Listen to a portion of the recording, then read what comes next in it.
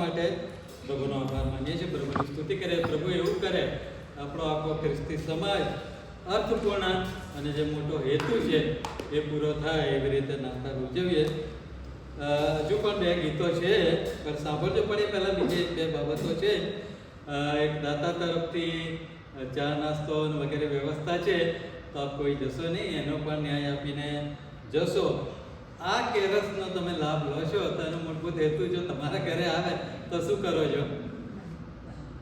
કોઈ કેરસ ગીત ગાવા આવે તો આપણે એને ભેટ કે જે કંઈ આપણે આપીએ છીએ, તો એ જો તમારી ઈચ્છા હોય તો પાછળ જે બોક્સ મૂકવામાં આવ્યું છે, તો આ કેરસના અનુસંધાનમાં તમે જો કંઈ આપવા માંગતા હોય તો એ બોક્સમાં તમે તમારો આપી શકો છો. તો આ રીતે આગળ વધશે અને હજુ બે ગીતો ગાશે. ત્યાર પછી પાલક સાહેબ પ્રભુની શીખેલી પ્રાર્થના બોલાવશે, આશીર્વાદન ઉચ્ચારશે અને ત્યાર પછી આપણી આ મીટિંગ પૂર્ણ થશે. તો હવે ક્વાયર આગળ આવશે અને ગાઓ જય ગાન, આજે ગાઓ જય ગાન એ ગીત આપણને દોરી દેશે. એક્સિલેન્ટ જોબ, અભિનંદન તમારી બધાની મહેનતના માટે અને સરસ વાદ્યંત્રો સાથે આજે આપણે બહુ એન્જોય કરી શક્યા. એના માટે ખરેખર તમને બધાને અભિનંદન આપીએ છીએ, કારણ કે આ ગાવાનો ટાસ્ક સહેલો નથી. મ્યુઝિક સાથે ગાવાનું, વાજિંત્રો સાથે ગાવાનું, અને આપણા ભાઈ બહેનોએ, આપણી દીકરીઓ છે, કુટુંબના છે ને એમણે સરસ મહેનત કરી.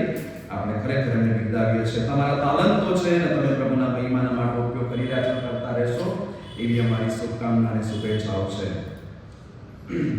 આજે પૂર્વ સંધ્યાએ રાત્રે આપણે આ રીતે મળ્યા છે ત્યારે ખરેખર પ્રભુ આપણી સ્તુતિ, આપણું ભજન માન્ય કરે અને સાથે સાથે આપણને પણ સ્વીકારે. આ ક્વાયરના સદસ્યોએ મને પણ ખાસ આમંત્રણ આપ્યું અને આજે સાંજે પ્રભુનું વચન લાવવું એમની ખાસ ઈચ્છા હતી અને એના માટે મને યોગ્ય ગણ્યો છે.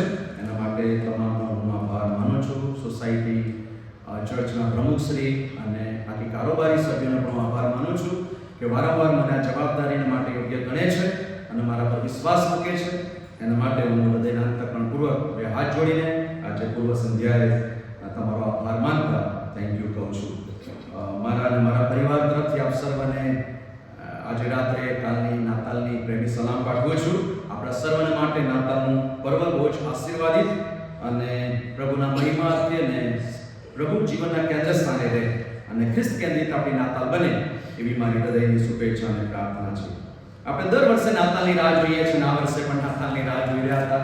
ઘણી બધી તૈયારીઓ કરીને એ તૈયારીઓ પૂર્ણ થઈ ગઈ અને આજે સાંજે આપણે આ રીતે મળ્યા અને આવતીકાલે પાછો કંઈક અનોખો આનંદ હશે, અનોખી નાતાલ હશે અને અનેરો ઉત્સાહ હશે અને ઉત્સાહ સાથે આપણે આનંદ કરીશું અને નાતાલ ઉજવીશું. તો મારો એક પ્રશ્ન છે, અહીંયા વડીલો છે લગભગ અને જુવાનો પણ છે, તો મારો એક પ્રશ્ન એવો રહેશે કે શા માટે આપણે નાતાલની રાહ જોઈએ છીએ? Why we are waiting for Christmas? શા માટે આપણે નાતાલની રાહ જોઈએ? મારો જવાબ નથી સાંભળો, તમે તમારી જાતે એ પ્રશ્નનો જવાબ શોધી લેજો અને આપજો. પણ શા માટે આપણે નાતાલ ઉજવીએ છીએ? મારી ને તમારી પાસે, બધાની પાસે જવાબ છે, રાઈટ? શું તમે આ નાતાલે કંઈક કરવા માંગો છો? તમારી પાસે કોઈ આયોજન છે? અને હશે, ડેફિનેટલી, ચોક્કસ તમારી પાસે આયોજન હશે એવું માનું છું. આપણો હેતુ શું છે? આપણો ધ્યેય શું છે? આપણો લક્ષ્યાંક શું છે? આપણે શું અચીવ કરવું છે? શું ખરેખર મારીને તમારી પાસે ધ્યેય છે?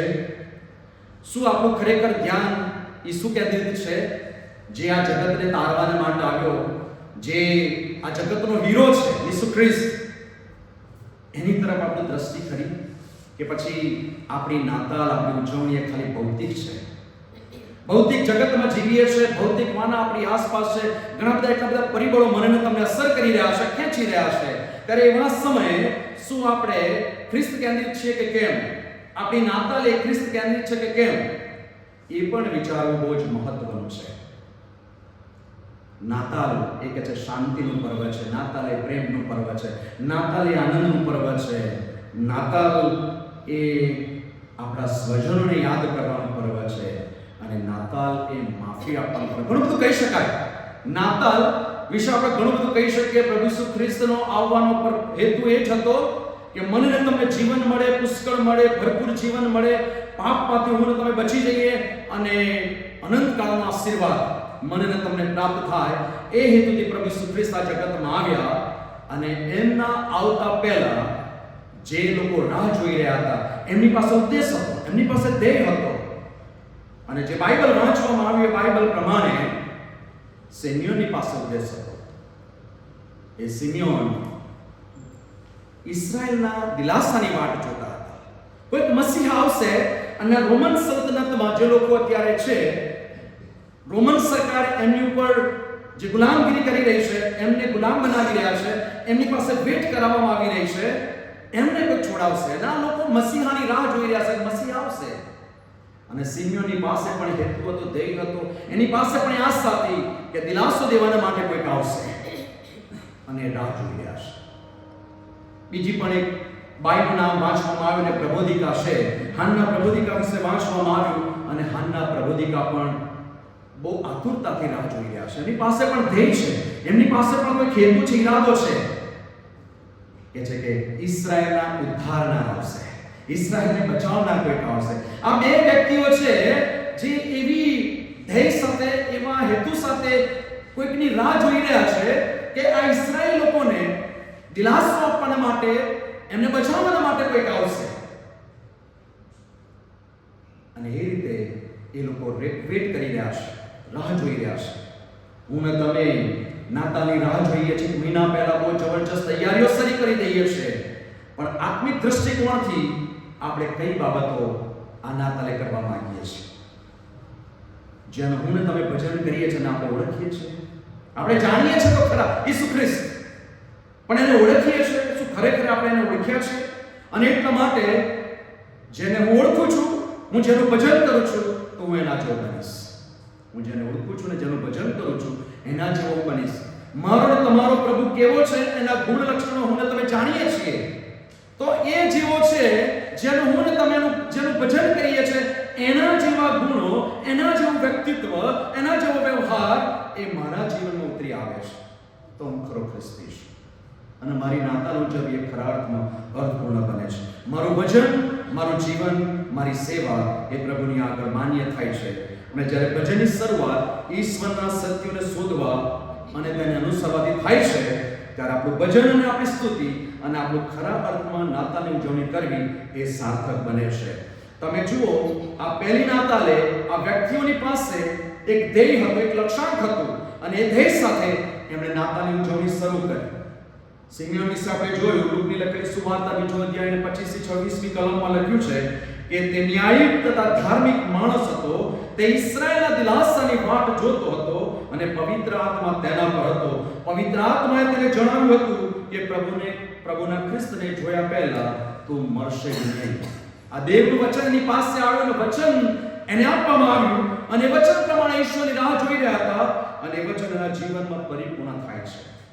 એ સમય પણ અસલામતીનો હતો, એ સમય પણ નાણાકીય કટોકટીનો હતો, એ સમય પણ એકલાપણાનો હતો, ખાલી પણ લોકોને લાગતું હતું, અસલામતી ભર્યું વાતાવરણ હતું. અને એવા સમયમાં એ મસીહાની રાહ જોઈ રહ્યા છે. અને સાંપ્રત સમયમાં હું ને તમે જીવીએ છીએ એવી જ પરિસ્થિતિઓ છે. મારી ને તમારી સામે પણ પડકારો છે. ખ્રિસ્તી જીવન સહેલું નથી, વિશ્વાસી જીવન સહેલું નથી. પડકારો છે, રોજે રોજ પડકારો છે. આપણે રોજબરોજ ન્યૂઝપેપરમાં વાંચીએ છીએ, ટેલિવિઝન પર જોઈએ છીએ, બાઇબલમાં લખવામાં આવ્યું છે તે પ્રમાણે દેશની વિરુદ્ધ બીજો દેશ ઉઠશે, પ્રજાની વિરુદ્ધ ઉઠશે, અને બધું સર્વસત્ય થઈ રહ્યું છે. એ જમાનામાં પણ એ પરિસ્થિતિ હતી, હાલ પણ એવી છે. અને આપણે આકાંક્ષાઓ સાથે, અપેક્ષાઓ સાથે આગળ જીવી રહ્યા છે કે આ બધી પરિસ્થિતિઓ પર પ્રભુ નિયંત્રણ લાવશે. એ વખતે પણ આવી જ પરિસ્થિતિ હતી, અને સિમિયોન એ કોઈક આવે એની રાહ જોઈ રહ્યા છે. અને બાઇબલમાં લખવામાં આવ્યું છે પ્રમાણે એમણે આશા છોડી દીધી નહોતી. લુકની લખેલી સુવાર્તા 2 અધ્યાય 27-30 કલમમાં સિમિયોનને આત્માની પ્રેરણાથી મંદિરમાં ગયો અને 6 અઠવાડિયાના બાળક ઈસુને ખોળામાં લઈને એને આભાર સ્તુતિ કરી, દેવની સ્તુતિ કરીને કહ્યું કે મારી આંખોએ તારું તારણ દીઠું છે, હવે તારા સેવકને શાંતિથી જવા દે. એનો હેતુ સ્પષ્ટ થયો, એનો ધ્યેય સ્પષ્ટ થયો, જે ઈરાદા સાથે જીવતો તો ઈરાદાનો સ્પષ્ટ થયો.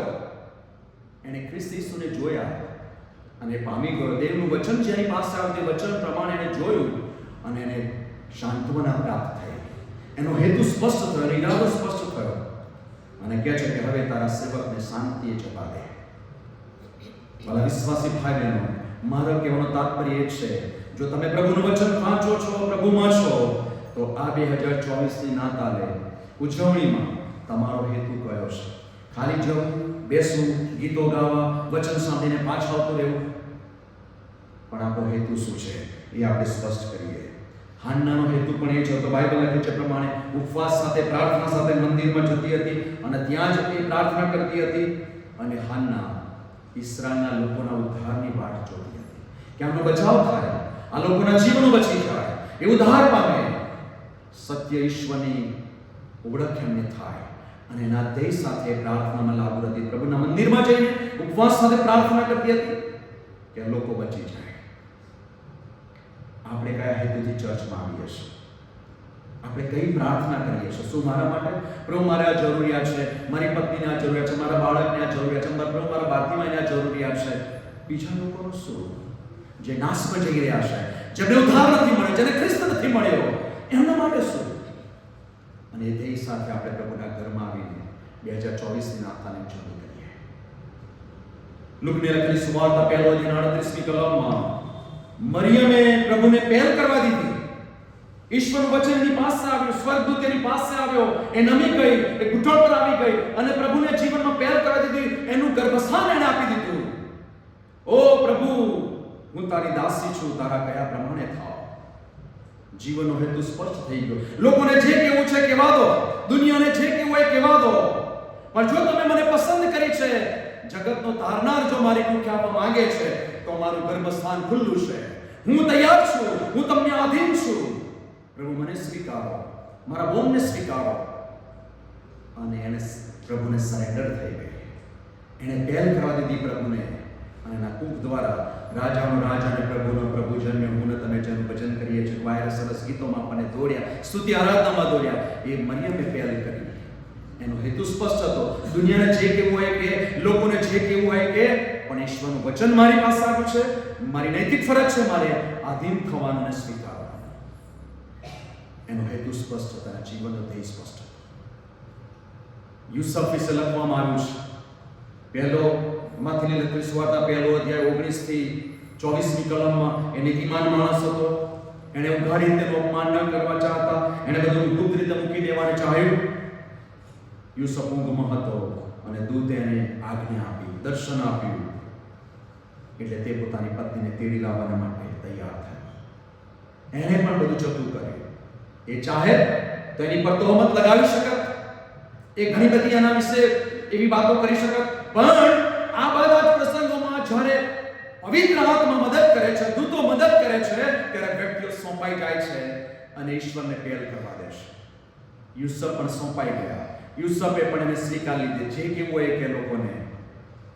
અને મરિયમને સ્વીકારી અને પ્રભુને આ જગતમાં આવવા દીધા. એ બંને કુટુંબ તરીકે પ્રભુની આગળ નમી ગયા, સ્વીકારી લીધા એકબીજાને અને પ્રભુના આદેશને સ્વીકાર્યો. એમના જીવનનો હેતુ સ્પષ્ટ હતો કે આકાશી પ્રભુ આવી રહ્યો છે, જગતને તારવાના માટે, બચાવવાના માટે, જગતને કંઈક આપવાના માટે. અને લોકો તૈયાર થયા અને પોતાના જીવનનો હેતુ સ્પષ્ટ થવા દીધો. બાઇબલમાં લખ્યું છે પ્રમાણે માથું લખેલી સુવાર્તા 2:2 કલમમાં, કેમ કે પૂર્વમાં તેનો તારો જોઈને અમે તેનું ભજન કરવાના માટે આવ્યા છે. અમે પૂર્વમાં તેનો તારો જોઈને, ખગોળશાસ્ત્રીઓ, જ્ઞાનીઓ, વિદ્વાન માણસો એ જમાનામાં એંધાણી જોઈને, પુસ્તકો ખોલવામાં આવે અને કોઈ એંધાણી મળે છે, એના પર વિચાર વિમર્શ કરીને એ સાચું છે કે ખોટું છે ખબર નહીં, પણ એ ખગોળશાસ્ત્રીઓ એને ફોલો કરતા હતા. અને આવું કંઈક વાંચ્યું હશે કે પૂર્વમાં તારો ઉગશે, કોઈક રાજા જન્મશે, અને એંધાણી એમને મળી અને એ લોકો ચાલી નીકળ્યા પોતાના રસાલા સાથે. ક્યાં જવાનું છે કંઈ, ત્યારે જે આપણે જે ગૂગલ ઉપયોગ કરીએ છીએ એ નહોતું પહેલા, રસ્તાઓ શોધવાના માટે. પણ તેમ છતાંય એ તારાને જોઈને એ લોકો નીકળી પડ્યા અને શોધતા શોધતા રજળપાટ કરતા. કે છે કે બાઇબલ લખ્યું છે પ્રમાણે કલમ 10મી કે છે ગને તારો તેઓ તારાને જોઈને મહાન હતી હરખાય. તારો જ્યાં પ્રભુ ઈસુ ખ્રિસ્ત જન્મ્યા હતા ત્યાં આવીને ભટકી ગયો અને એ લોકોએ કે છે ઘરમાં જઈને તેઓએ બાળકને તેની મા મરિયમની પાસે દીધો અને લખવામાં આવ્યું છે ગજબની વાત કે પગે પડીને તેનું વચન કર્યું. એનો ઈરાદો સ્પષ્ટ હતો. ચાલે હવે જે રાજા જન્મ્યો છે આપણે શું, પણ એની પાસે સ્પષ્ટ ઈરાદો હતો, હેતુ હતો કે કોઈ રાજા જન્મ્યો છે, અમારે જવું જોઈએ. અને રસાલા સાથે નીકળ્યા અને કહે છે કે ઈસુનું ભજન કરી, પગે પડીને ભજન કર્યું. એમનું ધ્યેય લક્ષ્ય એ સ્પષ્ટ થયો. ભજન કરીને કહે છે કે એમણે આરાધના કરી, સોનું ગોળ લોકાનું નજરાણું કર્યું. અને લખવામાં આવે છે તે પ્રમાણે શાંતિ દાતાના દર્શને હોય કર્યા. હું ને તમે જગતમાં રહીએ છીએ, પણ આપણી દ્રષ્ટિ ક્યાં છે? અત્યારના લોકોની દ્રષ્ટિ ક્યાં છે? હું એવું નથી કહેતો કે સંપત્તિ કે સફળતા કે સિદ્ધિઓ હાંસલ ન થવી જોઈએ, બધું જ હોવું જોઈએ, પણ જ્યારે ઈસુ જ ખ્રિસ્ત જીવનના કેન્દ્ર સ્થાને છે અને પછી બધું આવે છે તે માન્ય છે. પણ ઈસુ નીચે જતા રહે છે અને પેલું ફર્સ્ટ થઈ જાય છે, તો વાલાઓ આપણે યાદ રાખીએ કે આપણે કદી પણ જીવનમાં કશું પ્રાપ્ત કરતા નથી. ભલે અઢળક સંપત્તિ પ્રાપ્ત કરીએ છીએ, પણ ઈસુ જીવનનો હીરો, જગતનો તારનાર મારા તમારા જીવનમાં નહીં હોય તો વ્યર્થતાની વ્યર્થતા નડી વ્યર્થતા છે. ગમે એટલી સિદ્ધિઓ મેળવી હશે પણ એ બધું વ્યર્થ જશે.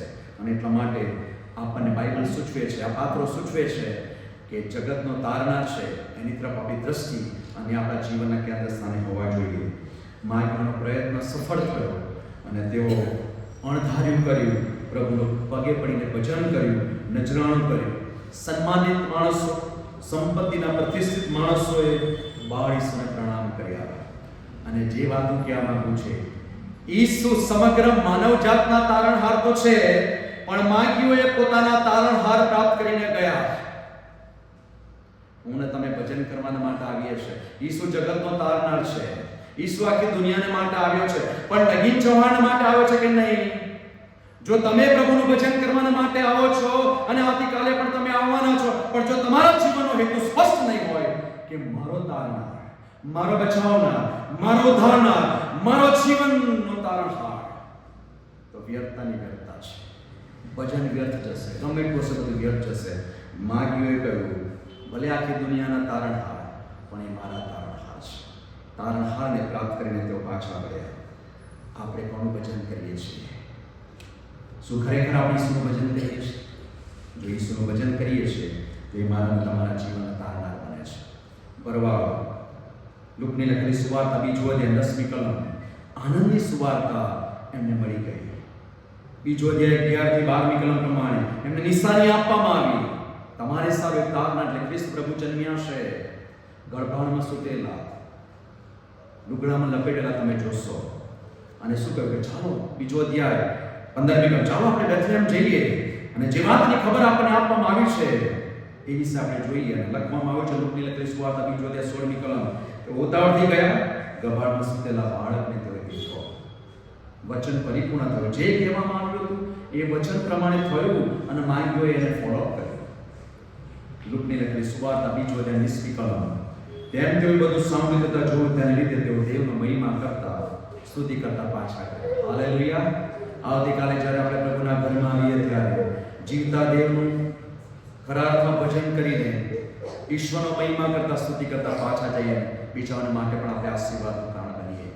જેમ આપણા માટે આ બાઇબલના પવિત્ર શાસ્ત્રમાં કેરેક્ટર આશીર્વાદનું કારણ બન્યા છે, એમ આપણે બીજાઓના માટે પણ આશીર્વાદનું કારણ બનીએ. બહુ હેતુ સાથે પ્રભુના ઘરમાં આવીને આપણે પ્રભુનું ભજન કરીએ. વાલા મિત્રો, 2024ની નાતાલે આપણે કોની રાહ જોઈ રહ્યા છીએ? આપણે ઘણા બધા લોકો જુદી જુદી રીતે નિષ્ફળ ગયા છે, નાસીપાસ થયા છે, હતાશ થયા છે, ઘણું બધું ખોવાઈ ગયું છે. આપણા સ્વજનોને આપણે ગુમાવ્યા છે. ગુમાવ્યા તો ના કહેવાય, પ્રભુના રાજ્યમાં છે. આપણા સ્વજનો આપણાથી વિમુખ થયા છે, પ્રભુના રાજ્યમાં ગયા છે. ઘરમાં દુઃખ આવ્યું છે, નિરાશાઓ આવી છે, ઘણી બધી એવી પરિસ્થિતિઓ છે. પણ સિમ્યોન અને હાન્ના પ્રભુના મંદિર તરફ પાછા ફર્યા. મારે ને તમારે પણ પ્રભુના ઘર તરફ પાછા ફરવાનું છે, જ્યાં મને ને તમને શાંતિદાતા મળશે, ઉદ્ધારણા મળશે. મને ને તમને સાચા નાતાનો હીરો મળશે, જે જીવન આપે છે અને ભરપૂરીપણાનું જીવન આપે છે. આ કેરેક્ટર, આ જીવન ચરિત્રની પાસે સ્પષ્ટ હેતુ હતો અને તે હેતુ એમના જીવનમાં પરિપૂર્ણ થયો. વાલા મિત્રો, વાલા વિશ્વાસી ભાઈ બહેનો, વાલા વડીલો, માણસ માત્ર ભૂલને પાત્ર. હું પ્રભુનો સેવક છું, મારામાંથી ભૂલો થાય છે, મારાથી અપરાધ થાય છે, તો આપણે સામાન્ય લોકો છીએ, આપણાથી ભૂલો અને અપરાધો થાય, પણ માફી પ્રભુ આપણને આપે છે. તો મારી ને તમારી નૈતિક ફરજ બને છે કે જે વિશ્વાસી લોકોના ટોળામાં આપણે રહીએ છીએ ઘણી બધી વાર આપણાથી અણબનાવ થાય છે, અણબોલા થાય છે, તો માફી આપવાનું એ નૈતિક ફરજ મારીને તમારી છે. કારણ કે નાતાનું પર્વ એ આપણને માફી આપવાની ભાવના પણ શીખવે છે. આખી દુનિયાને પ્રભુએ માફી આપી, તો જો એ મારો તારનાર બને છે, મારો ઉદ્ધારનાર બને છે, મને માફી આપનાર બને છે, તો મારે બીજાઓને પણ માફી આપવી જોઈએ. એક દાખલો કહીને હું બંધ કરીશ. નેલ્સન મંડેલા સાહેબને આપ સૌ ઓળખો છો. અત્યારે તેઓ નથી. એ આફ્રિકા દેશના વડાપ્રધાન હતા, એ ત્યાંના પ્રમુખ હતા. અને જ્યારે એમને જેલની અંદર વાંક ગુના વગર પૂરી દેવામાં આવ્યા અને 27 વર્ષ સુધી રોબિન આયર્લેન્ડની જેલમાં રહ્યા અને પુષ્કળ સતાવણી કરવામાં આવી અને એમનો પરમ દુશ્મન જ્હોન વોટસન વારંવાર એમને ટેકાને મારી નાખવામાં આવ્યો વગેરે વગેરે. અને પછી તેઓ જેલમાંથી છૂટ્યા અને એને પણ માફ કરી દીધો, જ્હોન વોટસનને પણ માફ કરી દીધા. જ્યારે એને પૂછવામાં આવ્યો પ્રશ્ન કે તમે જ્હોન વોટસન વિશે શું વિચારો છો, ત્યારે એને એક જવાબ આવ્યો કે ઇઝ અ ડિસન્ટ મેન. એક જ શબ્દમાં માફી આપી દીધી. અને બીજો એક પ્રસંગ બન્યો કે જ્યારે પ્રમુખ બન્યા અને પ્રમુખ બન્યા પછી પોતાના સાર્જનની સાથે હોટલમાં કોઈક જગ્યાએ જમવા માટે ગયા અને એ પોતાના ટેબલ પર બેઠા હતા અને ખૂણામાં એક વ્યક્તિ બેઠો હતો અને એમને જોઈને ધ્રુજવા લાગ્યો. પણ બહુ આદરભાવપૂર્વક નેલ્સન મંડેલાએ પોતાના સાર્જનને કહ્યું કે અમને આપણા ટેબલ પર બોલાવો. એને પોતાના ટેબલ પર બોલાવવામાં આવ્યા અને નેલ્સન મંડેલા જે ભોજન જમ્યા એ જ ભોજન એને આપવામાં આવ્યું, પૂરી સરભરા, પૂરા માન સાથે અને બહુ રિસ્પેક્ટથી એને જમાડવામાં આવ્યો. અને પેલો સાર્જન જે બીજો સામે બેઠો હતો, જેને બોલાવવામાં આવ્યો, એને સલામ કરીને એ નીકળી ગયો અને પછી સાહેબ લોકો ગયા. અને પછી પેલા સાર્જન્ટે નેલ્સન મંડેલાને કહ્યું કે સાહેબ, તમારી સાથે આ વ્યક્તિએ આટલું બધું ભયંકર કૃત્ય કરી છતાંય તમે એને માફ કરી દીધો. અને જે બાબત હતી હતી એ બહુ ભયંકર બાબત. જ્યારે નેલ્સન મંડેલા જેલમાં હતા ત્યારે એમને પાણી પીવું હોય ત્યારે એ જે સામે બેઠેલો ધ્રુજતા માણસને બોલાવીને પોતાના ટેબલ પર જમાડ્યો, એ જેલર હતો. અને જ્યારે નેલ્સન મંડેલાને પાણી પીવું હોય ત્યારે જેલર પોતાનો પેશાબ એને પીવાને માટે આપતા હતા. પણ નેલ્સન મંડેલા એ જેલરને માફ કરી દીધું. ઉપર ઈસુ ખ્રિસ્ત જે આખી દુનિયાને માફ કર્યા, એક આદર્શ આપ્યો. અને જગતમાં એવા લોકો છે કે આદર્શ સાથે જીવે છે કે એટલું બધું અસહ્ય એમને સતાવા છતાંય એ માફ કરી દેશે. તો એ પ્રભુ ઈસુ ખ્રિસ્ત મને ને તમને 2024ની નાતાલ એ શીખવે છે કે આપણે પણ હીરોને આપણા હૃદયમાં લઈને ફરીએ. અને જે બે બધી બાબતો બને છે, જો ખ્રિસ્ત ઈસુએ મને પાપમાંથી માફ કર્યો, નવું જીવન આપ્યું, પદવી આપી, પોસ્ટ આપ્યું, માન આપ્યું, સન્માન આપ્યું, કુટુંબ આપ્યું, પરિવાર આપ્યો, બાળકો આપ્યા, સન્માનિત કરી, નોકરી આપી, બધું જ આપ્યું, તો મારી પણ નૈતિક ફરજ બને છે કે જે લોકોમાં વસું છું, જે લોકો મારી સાથે છે, કદાચ મારાથી જાણતા બોલવા ચાલવામાં કંઈક કુદરત માફી આપવા માટે આપણે પ્રભુ ઈસુ ખ્રિસ્તમાં એ નૈતિક હિંમત કરવી. જો વૈરાગ્ય સાથે, એવા હેતુ સાથે હું ને તમે સાચા હૃદયથી પ્રભુનું ભજન કરીશું, તો આપણે આશીર્વાદિત થઈશું, આપણું કુટુંબ આશીર્વાદિત થશે અને આપણે બીજાઓને માટે પણ આશીર્વાદિત થઈશું. આમેન. હાલેલુયા. Thank you. ફરીથી આ સમયને માટે, તકને માટે સર્વનો આભાર માનું છું.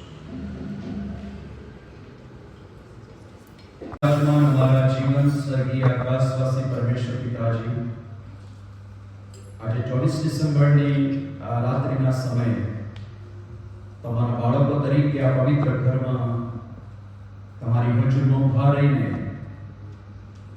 અમારા વડીલોએ રચેલા ગીતોને ગાઈને તમારો મહિમા પ્રગટ કરવાના માટે તમે જે મને કૃપા આપી છે તેના માટે આભાર માનીએ છીએ. તમારા ગાયના દરેક બહેનોને, વાજિંત્રો વગાડનાર અમારા ભાઈઓને અને ગીતો સાંભળીને એમાં જોડાઈને પ્રભુની સ્તુતિ કરવાના માટે અમને જે સવાચનો તમે પૂરા પાડ્યા એ બધાને માટે અમે તમારી સ્તુતિ કરીએ છીએ.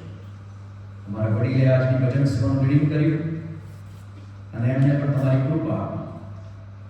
પ્રભુ, અમે કોણ, અમારી શું લાયકા, અમે કોણ કહ્યા કર્યા તમારી વિરુદ્ધમાં જનાર લોક, પણ તમે અમને પ્રેમ કરો છો અને તમે પોતે અમારી સાથે વ્યવહાર કરો છો અને અમને તમારી તરફ વાળો છો. તેના માટે સ્તુતિ કરીએ છીએ. આજે સાંજે અમે ગીતો ગાઈને, તમારું વચન કરીને, વચન સાંભળીને તમારામાં ધન્યતા અનુભવીએ છીએ. કે ખ્રિસ્ત ઈસુ મારા તારનાર છે, મારા બચાવનાર છે, મારા ઉદ્ધારનાર છે, મારા જીવનના માલિક છે.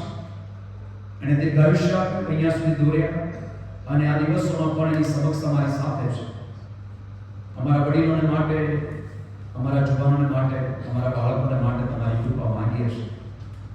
અમે ભ્રષ્ટ જગતમાં જીવીએ છીએ અને શૈતાન અમારી આસપાસ માયાજાળ નાખી છે. ઘણા બધા પ્રલોભનો છે, ઘણા બધા પડકારો છે અને બધામાં તમે મદદ કરનાર પ્રભુ છો. તમે દોરજો જીવનના કેન્દ્ર સ્થાને ખ્રિસ્ત રહે.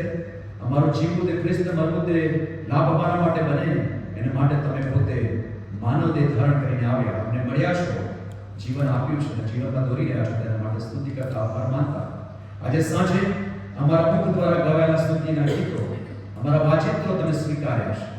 તમને માન, મહિમા અને ગૌરવ મળ્યું છે અને એ જ આભારી હૃદયો સાથે અમે બધા તમારા હાથમાં સોંપાઈએ છીએ. અહીંયા તમે છૂટા પડીએ ત્યારે અમે એકબીજાને મળીએ, નાતાની સલામી આપીએ, એકબીજાની સાથે જે વાતો કરીએ બધામાં તમારો પ્રેમ વહેંચનાર, એકબીજાની પાસેથી પ્રેમ સંપાદન કરનાર અમે તમારા સાચા અનુયાયીઓ બની એના માટે અમને મદદ કરજો. અમે તમારા હાથમાં સોંપાઈએ છીએ.